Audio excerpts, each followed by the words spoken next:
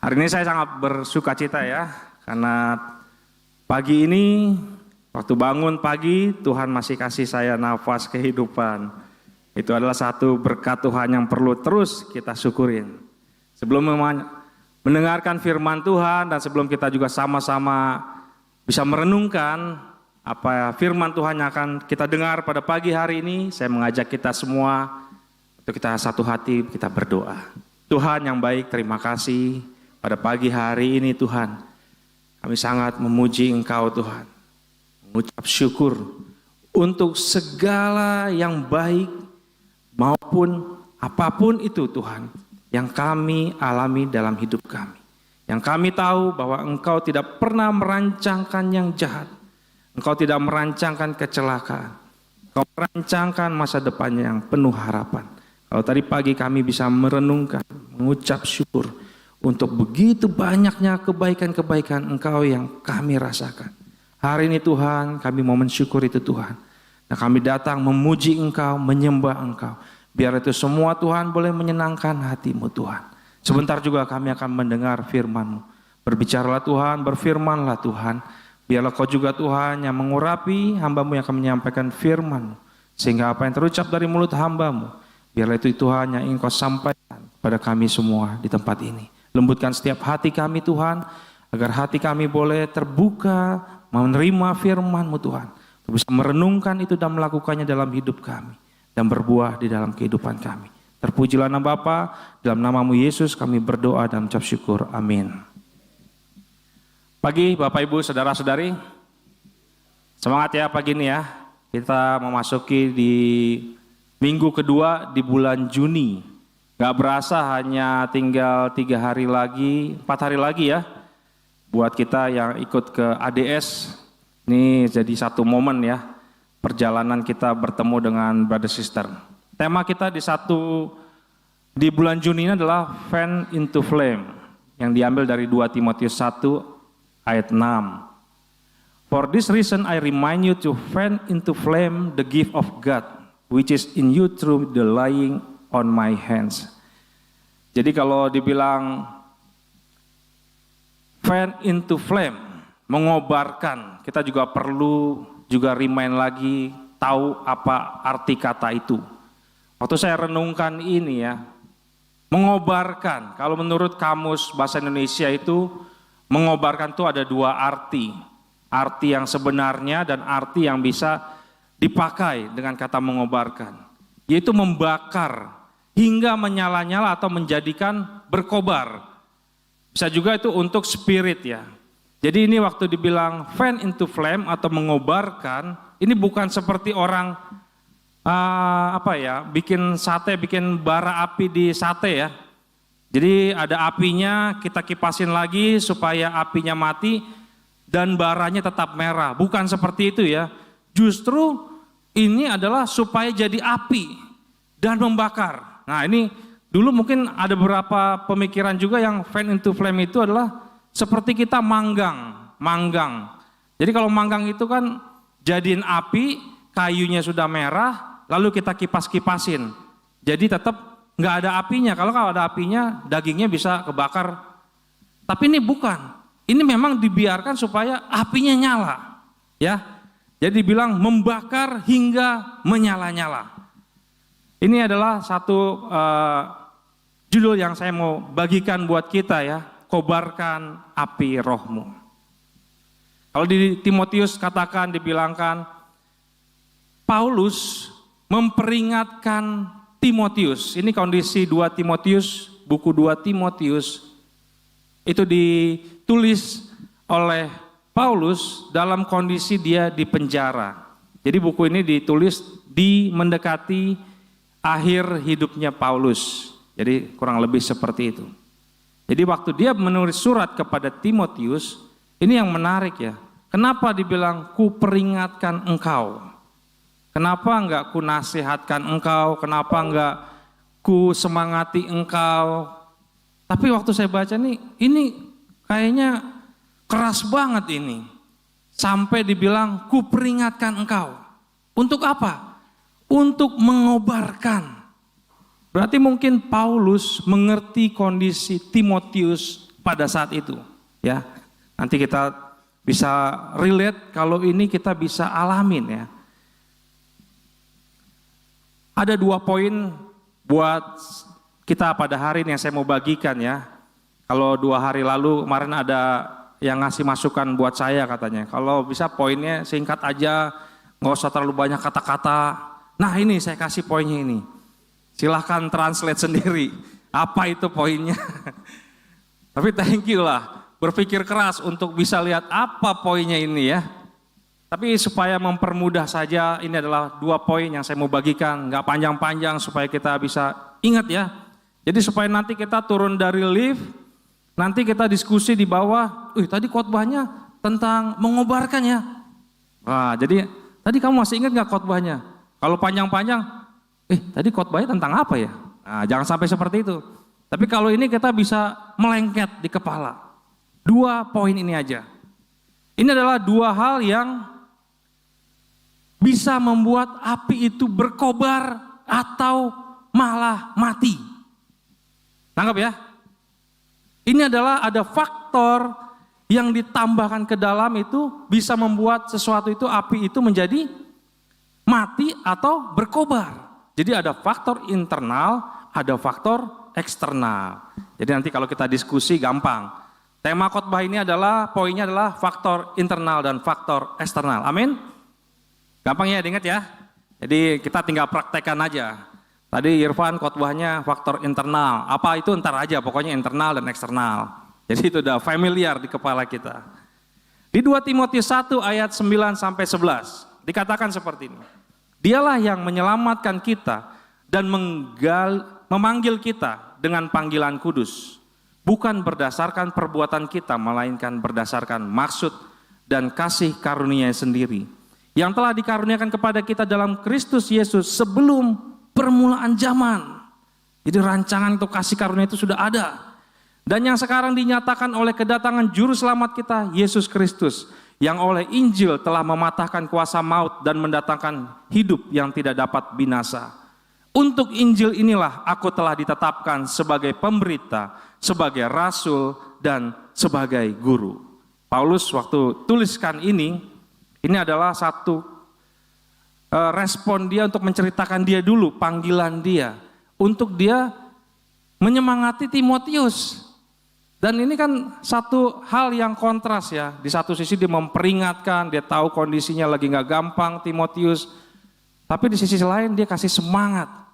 Bahwa kasih karunia yang Tuhan sudah siapkan dari dulu, itu diberikan buat setiap orang yang mau percaya kepada dia. Kasih karunia itu satu paket. Enggak hanya keselamatannya, sudah enggak, tapi juga dengan karunia-karunianya. Makanya Paulus bilang gini, pertama-tama dia ditetapkan sebagai pemberita, kemudian sebagai rasul dan sebagai guru. Apa artinya? Kalau kita lihat bahwa ini adalah bicara tentang karunia-karunia. Ada banyak karunia tetapi satu roh dikatakan. Kalau waktu Paulus bilang, saya sebagai pemberita, kalau kita lihat perjalanan Paulus waktu dia berjumpa dengan Yesus, dia dibawa ke satu kota dan Ananias membaptis dia. Apa yang terjadi setelah itu dengan Paulus? Bukankah Paulus berkobar-kobar untuk bercerita? Itu yang pertama kali, menjadi pemberita. Itu yang dia lakukan, dia ceritakan. Dikatakan di 1 Korintus 12 ayat 1 sampai 2. Sekarang tentang karunia-karunia roh aku mau saudara-saudara supaya kamu mengetahui kebenarannya. Kamu tahu bahwa pada waktu kami masih belum mengenal Allah, kamu tanpa berpikir ditarik kepada berhala-berhala yang bisu. Bapak ibu saudara-saudari. Kalau berhala-berhala yang bisu aja bisa kita ceritakan berulang-ulang, semangat. Nangkep gak? Kita semangat untuk ceritakan tentang berhala-berhala yang bisu. Apa itu? Banyak. Banyak hal kita bisa cerita tentang berhala-berhala yang bisu. Dan ini yang Paulus ingatkan. Dulu sebelum kita kenal kebenaran, kita bisa cerita tentang itu begitu banyak. Tapi Paulus ingatin kita. Karena itu aku mau meyakinkan kamu bahwa tidak ada seorang pun yang berkata-kata oleh Roh Allah dapat berkata, terkutuklah Yesus. Dan tidak ada seorang pun yang dapat mengaku Yesus adalah Tuhan selain oleh Roh Kudus. Jadi ini poin yang pertama untuk kita bisa mengerti dan fokus kepada karunia yang Tuhan berikan. Karunia Tuhan sudah diberikan, kasih karunia tentang keselamatan. Tapi satu paket nggak stop sampai di situ. Dia juga kasih apinya, rohnya. Kalau roh bisa padam nggak? Roh kan nggak mungkin mati. Roh nggak mungkin mati. Tapi kalau kita analogikan api bisa padam. Jadi apa maksudnya? Waktu dia berikan karunia-karunianya kepada kita. Seperti Paulus. Pertama kali fokuslah untuk kita berbicara. Pertama kali kan itu. Nggak diam. Tuhan kasih rohnya, apinya, Tuhan kasih karunia-karunianya. Fokus kepada karunia-karunia sudah Tuhan berikan. Tuhan, saya pengen karunianya bisa melakukan mujizat. Amin. Tapi mulailah dari hal yang kecil. Dari api kecil itu apa? Berbicara. Untuk menceritakan. Kan itu kata Tuhan. Kalau aku kasih rohku kepadamu, kamu akan bersaksi tentang aku. Bahkan dibilang apa? Kamu gak usah mikir apa yang harus kamu katakan. Nanti roh yang akan kasih ke kamu untuk bicarakan.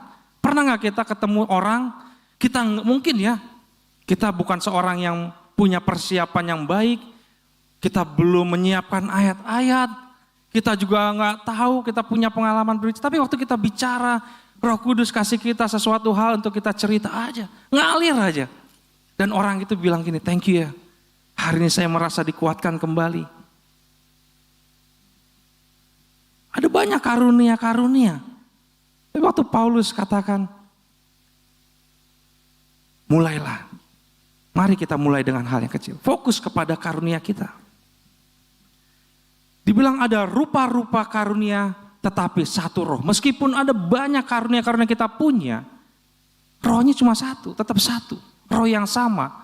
Baik itu di saya, di Bapak Ibu, Saudara-saudari, rohnya tetap satu. Ada rupa-rupa pelayanan, Tuhannya tetap satu. Mau kita melayani di Asar, di Song Ministry, bahkan di depan mimbar ini, semuanya pelayanan kita siapa? Tetap kepada Tuhan yang satu, yang sama yang kita layani. Keren gak? Dan ada berbagai-bagai perbuatan ajaib. Tetapi Allah adalah satu yang mengerjakan semuanya dalam semua orang. Mau itu mujizatnya luar biasa. Perbuatan-perbuatan yang di luar nalar kita, akal kita. Itu yang mengerjakan tetap satu, Allah. Dikatakan tiap-tiap orang dikaruniakan pernyataan roh untuk kepentingan bersama. Jadi kalau dibilang banyak karunia tetapi satu roh. Ada karunia untuk berkata-kata. Tapi ada juga karunia untuk memberikan berkata-kata dengan pengetahuan kepada seorang. Tapi ada juga yang memberikan iman. Dan kepada yang lain diberikan karunia untuk menyembuhkan. Kuasa untuk mengadakan mujizat. Ada juga untuk bernubuat. Ada macam-macam karunia yang mungkin Tuhan kasih hari ini buat kita. Jadi kalau kita Tuhan sudah kasih, dari yang mulai sederhana, semua kasih, nggak ada Tuhan yang nggak kasih. Jadi waktu kita menerima kasih karunia-Nya keselamatan di dalam Tuhan, waktu kita lahir baru, kita bertobat, kita boleh percaya kepada Dia, kita lahir baru. Tuhan kasih karunia-Nya keselamatan, pengampunan dosamu, tapi Dia juga kasih karunia-karunia untuk kamu kerjakan. Fokuslah pada karunia-karunia itu. Dimulai dari yang kecil. Jangan bandingkan apa yang saya punya dengan orang lain. Saya nggak punya karunia untuk bermain musik. Berarti saya nggak punya karunia dari Tuhan. Kan enggak. Justru yang paling kecil, yang paling basic, yang paling juga penting ya, Tuhan kasih kok. Sama, kita semua dikasih. Dari yang tadi berbicara tadi ya. Jangan kita merasa minder, malu. Ataupun kita jadi merasa kita lebih daripada yang lain. Wah, kalau saya berbicara di sini, berarti saya lebih daripada yang di bawah. Jangan. Kan tadi dibilang ada rupa-rupa pelayanan tetapi satu Tuhan. Jangan ketika kita bilang, saya karunianya hanya, ya itu doang karunia saya. Cuma itulah satu-satunya karunia saya. Lalu kita merasa kita nggak layak. Kan enggak. Justru kita harus kembangkan karunia itu. Tetap kita rendah hati, tapi juga kita nggak jadi orang yang minder. Waktu kita camping, ini ilustrasinya ya. Bagi teman-teman yang pernah camping. Ya campingnya jangan camping yang di glamping. Kalau glamping ya udah disiapin semuanya. Mau cari kayunya udah ada, mau nyari bensinnya udah ada, mau cari minyaknya, apinya juga udah ada. Saya mau kasih gambaran waktu kita mau camping di alam, di mana kita persiapan kita adalah kita hanya bawa perlengkapan survival. Jadi waktu kita mau bikin api itu adalah tantangannya. Kenapa tantangan? Karena kalau di alam nggak ada api, mati kita. Kita nggak bisa survive. Jadi skill pertama untuk kita bisa hidup di alam adalah pastikan kita bisa bikin api. Jadi ada banyak metode. Kalau sekarang kita udah gampang. Kita bisa bikin persiapan korek itu dengan kecil-kecil. Pokoknya adalah banyak. Tools, hacknya tuh banyak lah. Tapi kalau yang memang kita pernah ya, pastikan kita bisa membuat api. Itu poinnya. Karena dari situ akan banyak hal kita bisa lakukan lagi. Jadi waktu kita mau membuat api, kita nggak langsung ambil batang pohon yang besar, lalu kita anggaplah saya bawa matches, saya bakar-bakar pakai gas, kebakar nggak kira-kira? Nggak akan kebakar, yakin. Kenapa saya ceritakan gini? Saya spesialis untuk membuat api. Kalau ada acara seperti ini, dia akan panggil Irfan, pokoknya bikin api. Karena kita akan mulai dari hal yang cari yang bahkan yang ranting yang tipis, yang kering yang tipis, yang gampang terbakar. Lalu kita mulai tambahkan ranting yang mulai agak besar dikit, yang mudah-mudah terbakar kita taruh. Sampai nanti kita kasih kayu mungkin yang diameternya lebih besar, akan terbakar.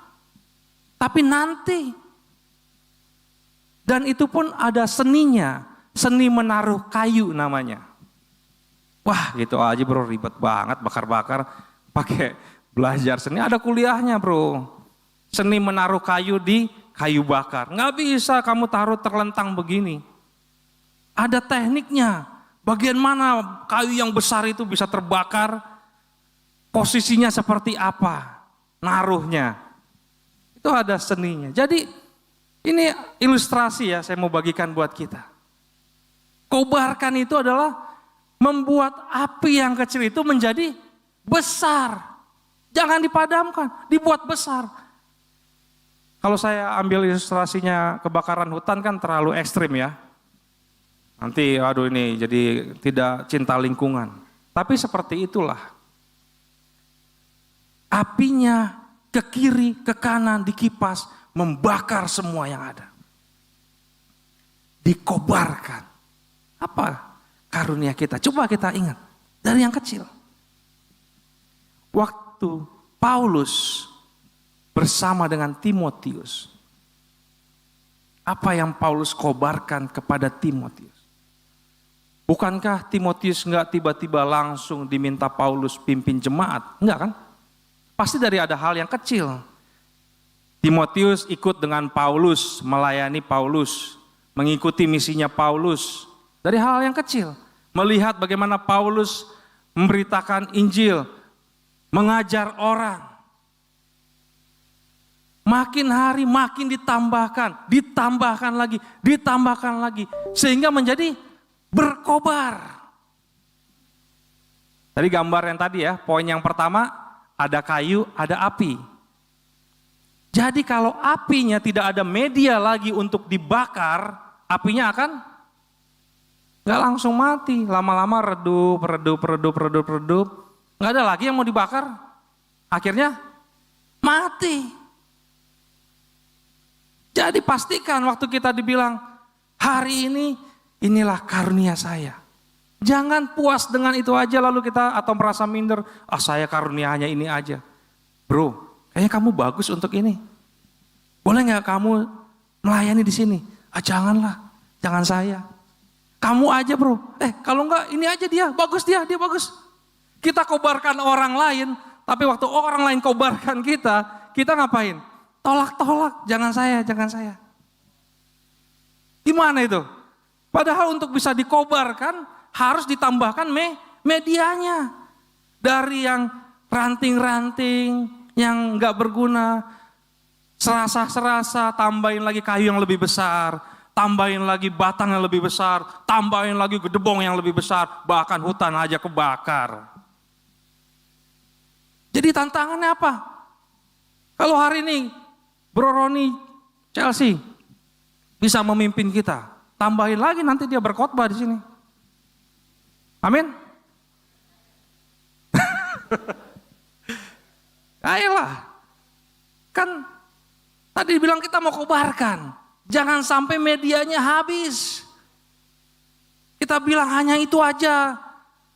Bayangin loh, tadi saya bilang apa? Mungkin roh itu gak mati, tapi kalau analoginya api, lama-lama redup dia gak semangat. Mati loh. Hilang semuanya. Jadi saya encourage kita semua ya, Bapak Ibu Saudara-saudari.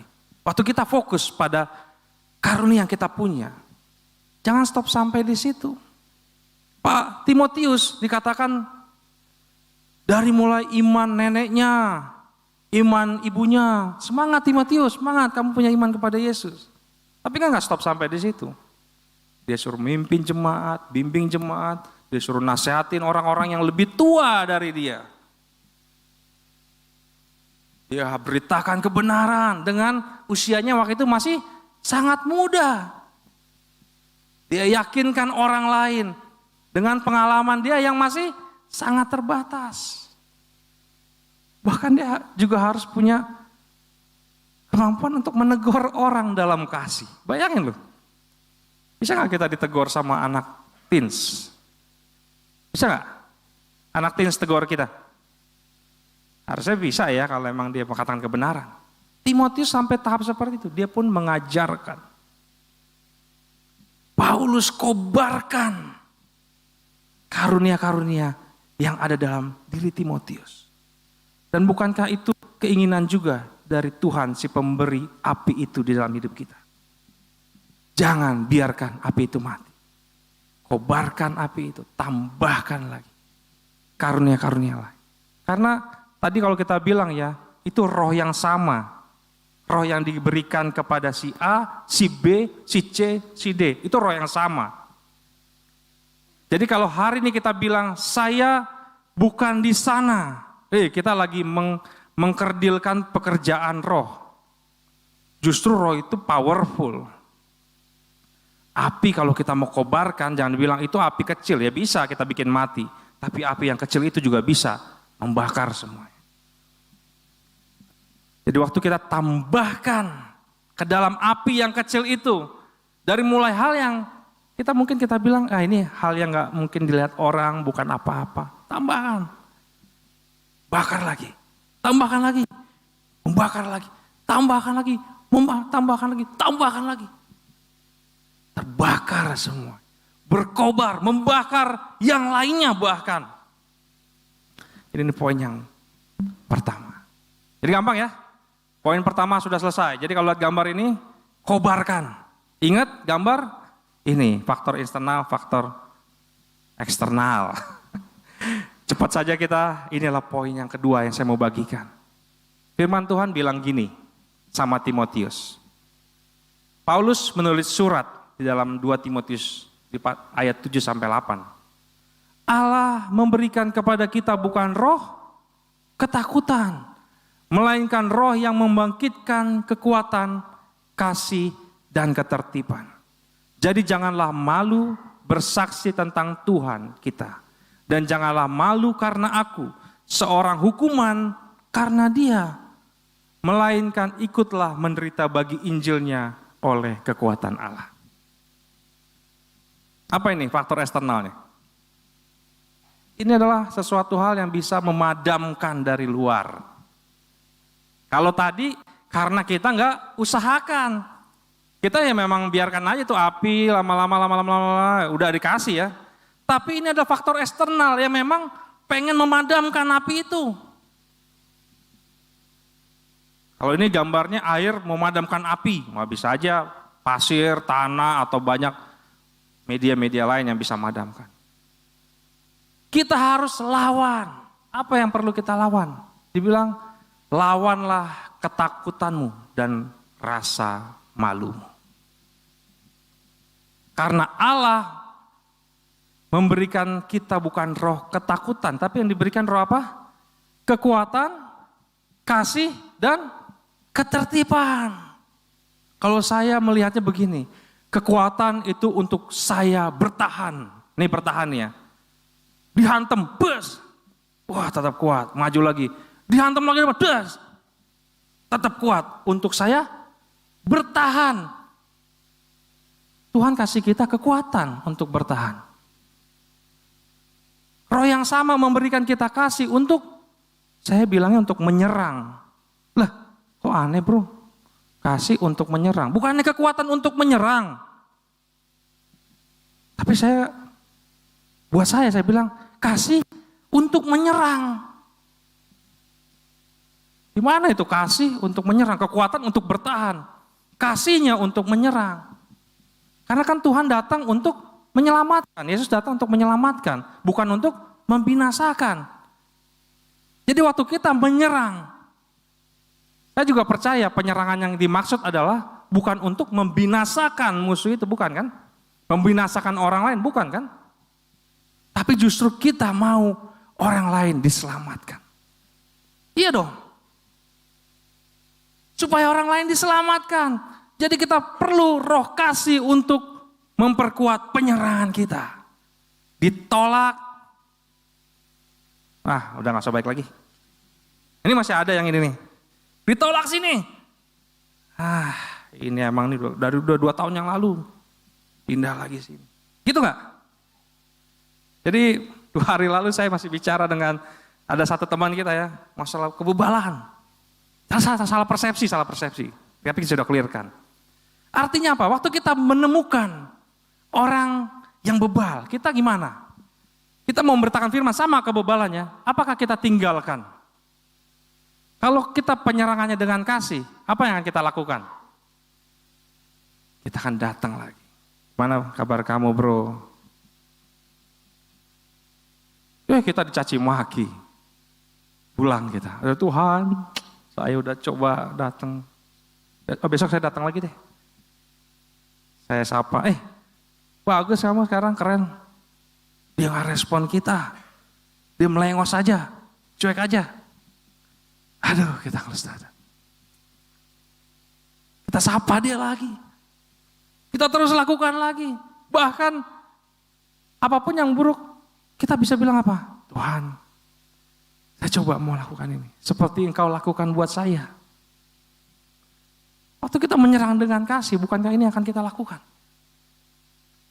Bukan lagi tentang kedagingan ini yang kita pakai. Tetapi roh kasih itulah yang memampukan kita untuk menyerang. Sehingga orang ini apa? Kembali lagi kepada keselamatannya. Dia enggak tersesat, kita rampas dia dari api. Ketertiban itu untuk maintenance. Jadi jangan hanya untuk jangka pendek, tapi perlu untuk sampai jangka panjang, sampai Tuhan panggil kita kembali. Maintenance-nya gimana? Perlu ada ketertiban. Lawan ketakutan dan rasa malu kita hari ini. Kalau bicara ketakutan sama rasa malu ya. Ini nih perasaan Timotius. Coba kita memposisikan kita di Timotius pada waktu itu. Ya, kita berandai-andai supaya dapat feel-nya. Gambarannya gini. Timotius sama Paulus itu kan seperti sudah bapa dan anak secara rohani ya, kedekatannya, mereka bersama-sama, bahkan mungkin sama bapa jasmaninya, kedekatannya lebih dekat kepada bapa rohaninya kalau menurut saya. Karena banyak hal sudah dialami perjalanan Timotius sama Paulus. Sampai di 2 Timotius, itu adalah surat terakhir Paulus untuk Timotius. Itu adalah masa terakhir sebelum mungkin hanya beberapa waktu Paulus akan dipenggal, dihukum mati. Perasaan Timotius nih. Saya gambarkannya gini. Kalau kita nih ya, bapak kita ditangkap di penjara. Habis itu mau dihukum. Bapakmu kan pengajar sesat. Tapi bapak kita bilang gini, teruskanlah kamu mengajarkan.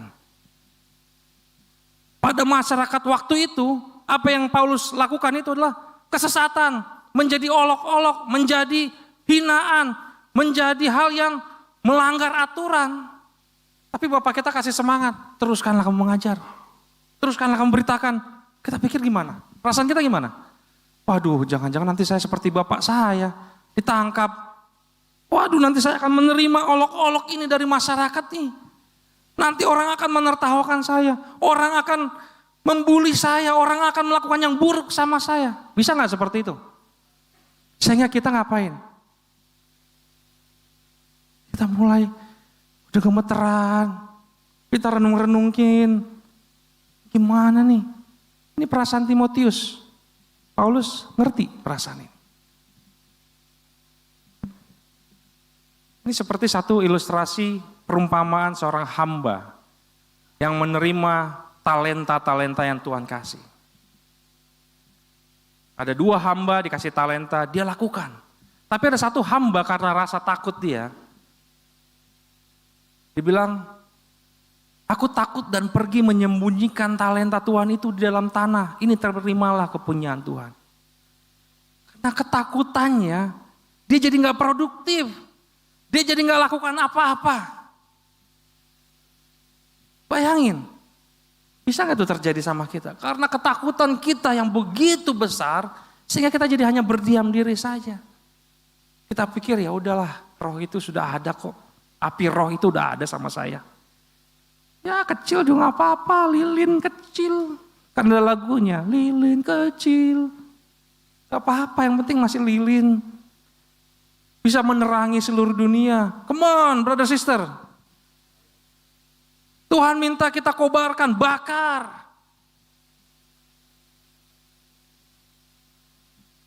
Bayangin karena ketakutan, rasa takut yang begitu menghantui kita.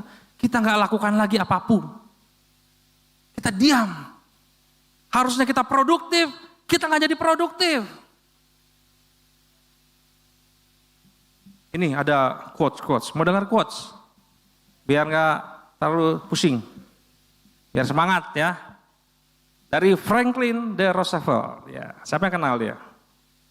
Satu-satunya hal yang harus kita takuti adalah ketakutan itu sendiri. Saya bilang, wah bener nih, ini pinter nih orang di pas ini. Iyalah, yang harus kita takuti adalah ketakutan itu sendiri. Salvador bilang gini, jangan takut akan kesempurnaan, karena Anda tidak akan pernah mencapainya. Wah dia relate sama saya yang Arlenting standar. Kejar kesempurnaan, makin dikejar makin lari dia, makin dikejar makin lari dia. Lama-lama saya desperate, udahlah, udah gak bakal mungkin lah sempurna, udah stres kita, pusing. Lalu kita gak ngapa-ngapain lagi, udah pokoknya udah gak mungkin sempurna. Oh iya ini senyum-senyum, mungkin relate sama saya. Ralph Waldo Emerson. Apa yang kamu takuti untuk lakukan adalah indikasi yang jelas akan apa yang perlu kamu lakukan selanjutnya. Bayangin, itu indikator loh. Kita kadang nggak tahu kita mau ngapain ya. Coba cek. Membuat kita takut. Tapi ini yang lebih keren dari semuanya. Ini quotes-nya dari Paulus. Janganlah malu bersaksi tentang Tuhan kita dan janganlah malu karena aku. Seorang hukuman karena dia. Melainkan ikutlah menderita bagi Injilnya oleh kekuatan Allah. Keren. Tapi satu sisi waktu saya renungkan ini, berat saudara-saudara, berat gak? Bayangkan, Dia bilang jangan takut, jangan malu. Tapi di belakangnya ada bilang apa? Ikutlah menderita bagi Injilnya oleh kekuatan Allah. Aduh, kenapa ada kalimat terakhir? Kalau yang 1-2-nya oke lah. Oke, nggak apa-apa. Kenapa pakai ada kalimat tambahannya? Boleh nggak dihapus? Bayangin ini quotes yang keren. Saya bilang saya terbakar. Karena waktu bicara takut dan malu itu adalah konsekuensi dari sesuatu hal. Ini quote saya. Mau catat quote saya, boleh difoto dulu quotesnya. Bilang apa nih? Takut dan malu adalah perasaan yang nyata. Udah gak mungkin lah, kita gak boleh deny lah. Saya takut, saya malu, ya itu ada lah. Timbul dari kekhawatiran tentang bagaimana orang lain melihat kita. Sebenarnya itu kan? Waduh, nanti kalau saya di depan, nanti saya dikomentarin. Jurinya banyak banget ini. Ada berapa kepala jurinya semua di sini. Kalau saya buka kolom komentar, kritik dan saran, berapa banyak nanti akan komen chat. Kamu kurang ini bro, kamu kurang ini kurang ini, kurang ini. Wah, saya langsung desperate, nggak bisa lagi berkata-kata. Aduh, udahlah, saya nggak semangat. Besok saya jangan ke depan lagi ya bro. Kalau bisa saya pelayanan yang di belakang layar, di multimedia saja. Itu yang saya lakukan waktu kuliah. Ketika saya ambil keputusan untuk melayani, pelayanan apa yang saya ambil? Saya cari Komkes, komisi kesenian. Kerjanya nyanyi di depan, WL, pimpin pujian. Waduh, ini bukan saya banget.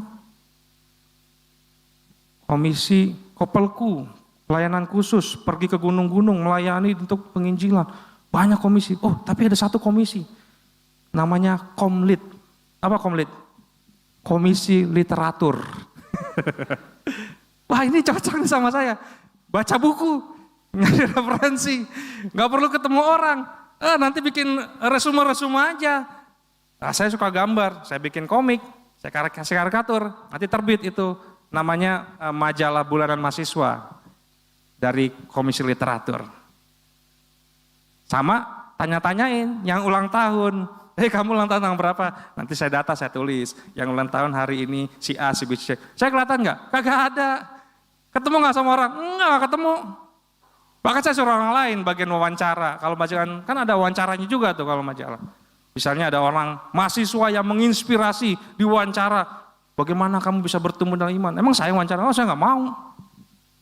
Nanti tulisannya kasih saya. Saya editin. Saya bantuin editin. Layoutnya saya bantu layoutin. Nah, saya loh.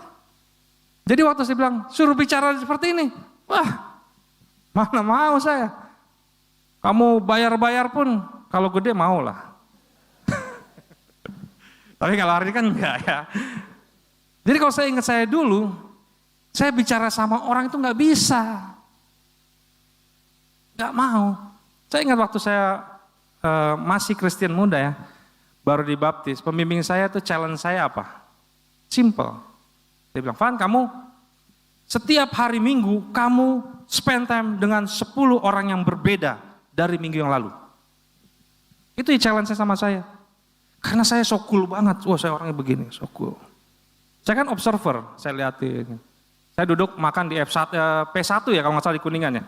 Banyak itu, sekali selesai ibadah full semua brother sister. Saya mau makan aja. Terserah mereka, udah kayak tawon, mau berisik banget lah. Saya cuma makan. Prinsip saya apa? Lu jangan colek gua habis lo. Gua, lu. Jadi challenge buat saya apa? 10 orang baru ya, yang saya harus tahu, kenal. Siapa yang di single pusat dulu sini? Yanti Sundet. Jadi buat saya itu adalah stres berat untuk datang ibadah. Apalagi jam selesai ibadah turun ke bawah makan siang. Waduh, ngeliat banyaknya orang. Untuk cerita. Saya lakukan nggak? Saya coba lakukan, saya coba ya. Dari 10 yang diminta hanya 1. Dan itu grup saya langsung. Terus saya langsung temenin. Besok minggu depannya sama. Tapi saya mau bertumbuh, saya mau kenal. Akhirnya ketika ibadah saya udah punya keyakinan diri. Orang-orang yang spend time saya mulai menyapa saya. Bro, Van, gimana kabar? Tapi ada kendala sama saya lupa semua nama mereka. Puji Tuhannya kita adalah panggilan bro dan sis. Oh iya bro, sis, oh iya bro, sis. Saya nggak ingat, bahkan setahun kalau nggak salah ya. Setahun saya bersama di grup itu saya masih lupa ini si siapa ya namanya. Karena saya colek temannya, itu siapa sih namanya? Oh itu si ini gitu ya. Ini brother siapa sih? Berat. Untuk bicara itu berat buat saya. Bukan saya banget. Ada banyak kekhawatiran akan penilaian orang sama saya. Rasa takut seringkali muncul bukan karena hal yang kita hadapi terlalu besar. Seperti Daud dan Goliat. Wush, takut saya, pulanglah kita. Tapi kan Daud gak takut. Tapi tentara Israel waktu itu takut semua. Karena memang besar dia. Wajar, takut. Wajar gak? Wajar, takut. Tapi ini sebenarnya rasa takut seringkali bukan karena hal yang kita hadapi terlalu besar, memang bukan. Tetapi karena kita membayangkan konsekuensinya itu loh, yang terlalu buruk. Bahkan kita bukan lagi menghadapi Goliat, kalau kita menghadapi Goliat konsekuensinya apa? Mati ya, cincang kita jadi makanan hewan. Sebenarnya enggak gitu, tapi seringkali pikiran kita menghadapi Pinocchio, kita memposisikan bahwa konsekuensinya adalah seperti kita akan dihadapi dicincang sama Goliat. Nangkap gak Bapak Saudara? Jadi akan konsekuensinya, waduh berarti dunia kiamat. Saya sudah gak akan ada lagi.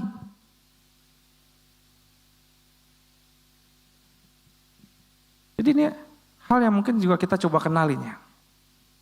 Markus 8 ayat 38 katakan gini.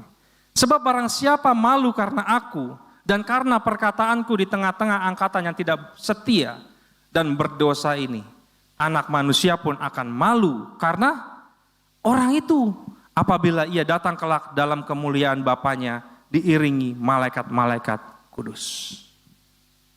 Brother, sister, lawanlah ketakutanmu dan rasa malu. Mulailah berbicara dari hal yang sederhana. Karunia itu sudah kasih, Tuhan kasih. Api itu sudah Tuhan kasih. Jangan sampai nanti di akhir Tuhan Yesus lihat kita, aku malu lihat ya. Karena seringkali kita lewatkan kesempatan. Nanti kita pulang, kita bilang, aduh tadi padahal saya pernah bisa ngobrol sama dia. Saya mau share tentang yang istri saya pernah alami dulu ya. Jadi saya jemput di Golden Boulevard ya, ruko di halte. Jadi kita kan janjian, saya dari Rawabuntu, dia waktu masih kerja, dia stay di sana nungguin saya. Jadi kalau nggak salah tuh di depan Alfamart atau Indomaret ya, ada kursi tunggu lah. Jadi situ sebenarnya tempat pertemuan banyak orang. Ada orang mau ke Jakarta, ke tol, ada orang mau nunggu jemputan, termasuk saya nunggu saya jemput. Jadi sebenarnya di situ adalah momen di mana kita bisa ngobrol sebenarnya. Tapi kalau lihat share apa yang menjadi cerita dari istri, dulu dia juga bukan orang yang suka cerita, menceritakan, tanya kabar. Kalau dia bilang, ya dulu dia belajar Alkitab, dia tahu kebenaran, itu untuk dirinya. Untuk keselamatan dia. Untuk dia diubahkan sama Tuhan. Dia jadi terima Tuhan Yesus, jadi pribadi yang lebih baik. Tapi waktu dia belajar, dia makin bertumbuh. Jadi itu adalah satu momen dia ketemu dengan seorang lah gitu di situ. Dia pengen ngobrol tuh. Kalau nggak salah saya ingat saya cerita. Dia pengen ngobrol untuk dia cerita sesuatu, tapi keinginan itu kayaknya tertunda, tertahan. Pernah kita? Kayaknya orang lagi perlu bantuan deh. mukanya lagi ini deh. Tapi kita lagi berjuang untuk merangkai kata. Kata-kata apa ya pembukanya? Kira-kira masuknya dari mana ya? Kira-kira apa ya punchline-nya supaya dia tertarik bisa pembuka? Pernah gak kita ngalamin situ? Saya pernah, seringkali saya pernah. Tapi waktu saya belajar kita sama-sama bertumbuh ya, kita mau lewati itu. Kadang diskusi di perjalanan kita bilang gini, tadi ketemu si ini, lah itu kan teman kita. Ya ampun, padahal dia duduk di sebelah saya. Kamu gak ingat? Enggak. Padahal kalau tadi kamu ngobrol, itu akan ketemu loh relasi-relasinya. Jadi waktu saya jemput itu kan saya kenal dengan dia. Dan saya jemput istri saya sebelahnya. Bayangin, bisa gak kita akan dihadapkan situasi seperti itu? Karena dunia ini sempit loh, saling berkaitan. Wah ini temannya ini, link ini. Wah nyambung, kamu kenal ini, kenal. Bayangin kalau kita diam. Kita nggak tahu itu ada di mana. Ternyata dia adalah ponakan dari kakek kita. Ngeri nggak? Ngeri loh, tanggung jawab loh. Ponakan kakekmu di sebelah kamu nggak tegur. Karena apa? Kita diam. Rasa malu, rasa takut sudah menghantui begitu besar di sini. Yesus bilang gini, kalau saya datang kamu lakukan itu, kamu malu cerita tentang saya. Saya pun malu sama kamu. Mau? Mau nggak? Hah? Gak mau ya? Gak mau? Amin? Jangan ya. Ini kata-kata Paulus. Aku menasihatkan kamu. Nah, kalau tadi aku memperingatkan kamu, serem banget itu. Kalau ini aku menasihatkan kamu. Aku, kata Paulus, orang yang dipenjarakan karena Tuhan, supaya hidupmu sebagai orang-orang yang telah dipanggil berpadanan dengan panggilan itu. Apa artinya berpadanan dengan panggilan itu? Kita kan orang-orang sudah dipanggil Tuhan. Apa artinya berpadanan? Berarti selaras, Christ-like, seperti Yesus. Karena panggilan kita dari Yesus. Jadi kalau kita sudah dipanggil oleh Tuhan, ya kita berpadananlah dengan panggilan itu. Dan Paulus memposisikan dirinya bukan sebagai gembala agung yang di atas mimbar dengan pengawal-pengawalnya yang banyak, dengan dikelilingi kemewahan yang besar. Enggak. Dia berkata ini dalam posisinya di penjara, tinggal tunggu hukuman. Dalam kesengsaraan, dalam penderitaan. Iya dong. Buat kita yang terima gitu enak gak? Kurang familiar ya, kurang gimana gitu. Kalau yang bicaranya dalam keadaan susah. Tapi dibilang apa? Aku orang yang dipenjarakan karena Tuhan. Kalau saya lihat ini adalah suatu kebanggaan. Dia gak cerita, akulah pemimpin dunia yang hebat. Enggak, dia gak bilang gitu. Aku adalah orang yang dipenjarakan karena Tuhan. Dia nasihatkan kita. Supaya apa? Hidup kita berpadanan dengan panggilan kita hari ini. Kalau kita panggilannya sebagai panggilan murid-murid Yesus, tapi hidup kita justru gak berpadanan, bertolak belakang dengan panggilan itu. Ada tanda tanya sebenarnya. Apa yang terjadi? Oh ini udah habis slide-nya. Udah penutupan. Jadi Bapak Ibu Saudara-saudari, 2 poin tadi gampang gak diingat? Susah apa gampang? Kobarkanlah api rohmu. Apa yang perlu kita lakukan? Yang faktor dari internal? Tambahkan kayunya, tambahkan rantingnya, tambahkan baloknya, gedebong. Fokus dulu dari karunia Tuhan sudah kasih, fokus, tambahkan. Supaya nyala makin besar. Dari eksternal, akan ada yang berusaha untuk memadamkan, mematikan, lawanlah itu. Rasa takut dan rasa malu. Bicara rasa takut, rasa malu ya. Ada praktikal yang saya juga lakukan. Apa? berdoa. Berdoanya gimana? Saya suka berdoa juga. Ceritakanlah apa yang menjadi ketakutan saya.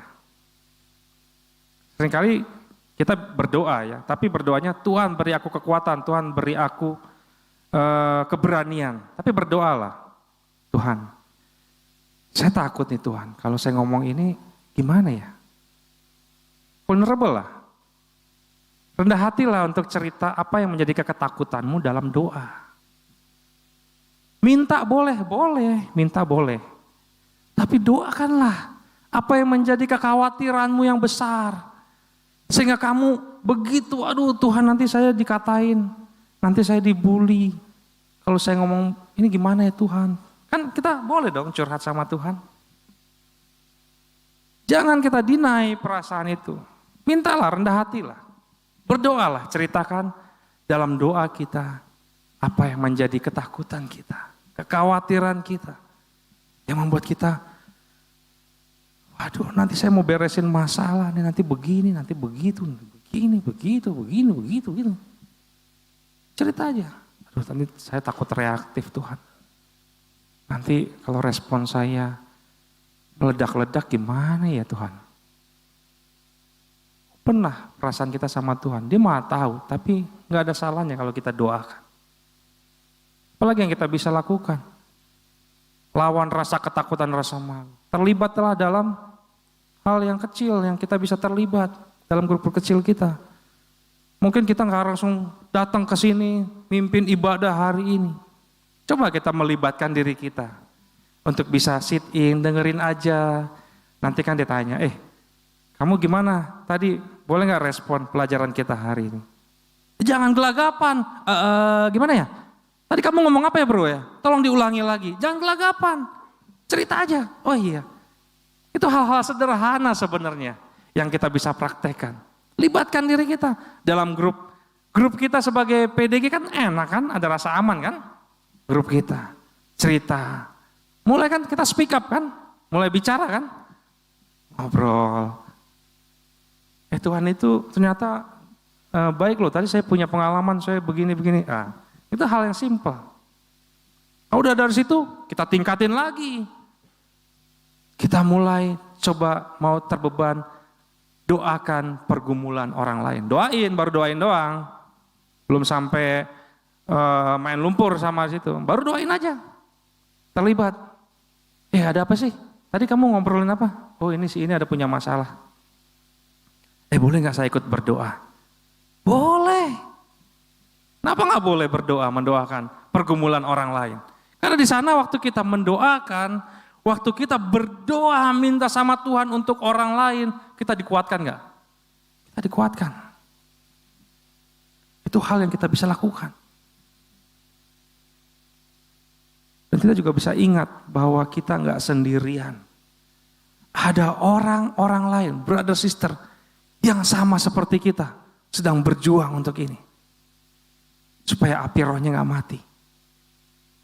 Kita gak sendirian.